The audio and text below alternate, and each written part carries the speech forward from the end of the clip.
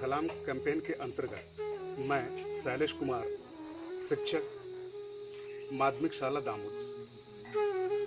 मेरे जीवन में मेरे सभी गुरुओं का बहुत बड़ा छाप पड़ा। ऐसे तो सभी गुरु मेरे लिए महत्वपूर्ण हैं, लेकिन उनमें से कुछ गुरु ऐसे जो आज भी हमेशा संदर्भित विषय पे याद आते रहते हैं। तो मैं सबसे पहले प्राइमरी स्कूल की बात लूँ। वहाँ पे हमारे शिक्षक के रूप में ऐसे तो अनेक शिक्षक थे, लेकिन विशेष रूप से मोतीलाल राजवाड़े और कश्यप सर का मेरे जीवन में बहुत ही अहम असर पड़ा। क्योंकि प्राइमरी एक प्रथम स्टेज होता है सीखने का, और उन्होंने इतनी बेहतरीन ढंग से और इतने रोचक ढंग से विषय वस्तु को प्रस्तुत करते थे कि अगर कोई भी बच्चे अगर ध्यान से क्लास में उनकी बातों को सुने तो कहने का अर्थात यह है कि 75% जो है विषय वस्तु वहीं पे जो है कंप्लीट हो जाएगा।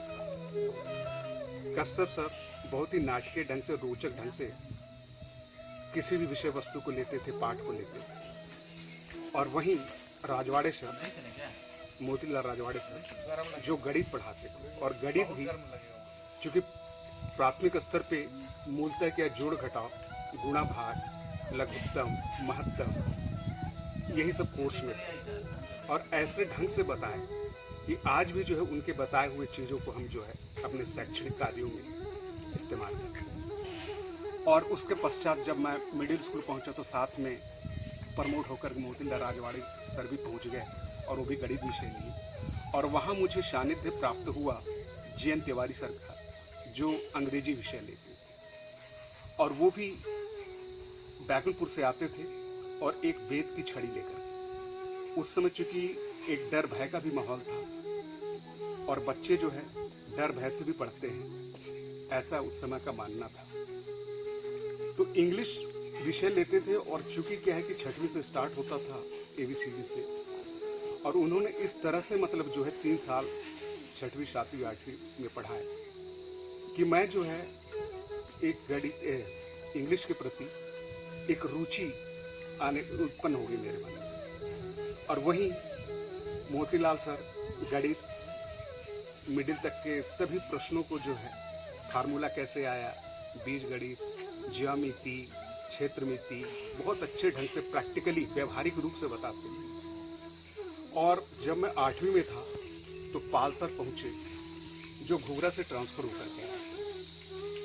विज्ञान विषय लेते थे 8वीं के क्लास के। मैं 2 दिन स्कूल नहीं गया था, तो उन्होंने बच्चों को होमवर्क दिया कि याद करके आना बेटा।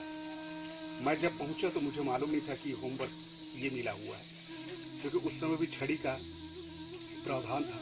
सभी बच्चों को छड़ी मारा कर मैं दूसरे तीसरे डेस्क में था, मेरा नंबर आया, मेरे से पूछे तो मैं बोला सर मैं हाथ नहीं निकालूंगा, मैं आपको याद करके बताऊँ। तो उनका डायलॉग था ससुरा करके। बोले ससुरा चुनौती दे रहा है, चैलेंज कर रहा है। बोला हाँ सर। अगले दिन मैं पूरी तैयारी के साथ गया, पूरा तैयार करके गया। वो भी मेरे से प्रभावित हुए, मैं भी उनसे प्रभावित हुआ। और आज ऐसा है कि पारिवारिक संबंध भी है।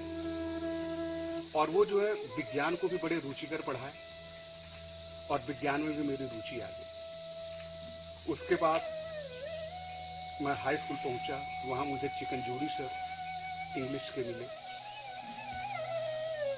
और वो भी बहुत ही रोचक ढंग से चिकनजोड़ी सर पढ़ाते थे इंग्लिश। चूँकि मैं 10+2 का पहले बैच का हूँ मैं, चूँकि उस समय कोई निश्चित बुक नहीं हुआ करती थी, अलग अलग प्रकाशन की बुकें थी, और वो भी बहुत रुचि ढंग से पढ़ाए, और मेरी जो है इंग्लिश के प्रति जागरूकता बढ़ती है। उसके पश्चात फिर BL गुप्ता सर मिले, जो 11th और 12th में जो है इंग्लिश के क्लास लेते थे।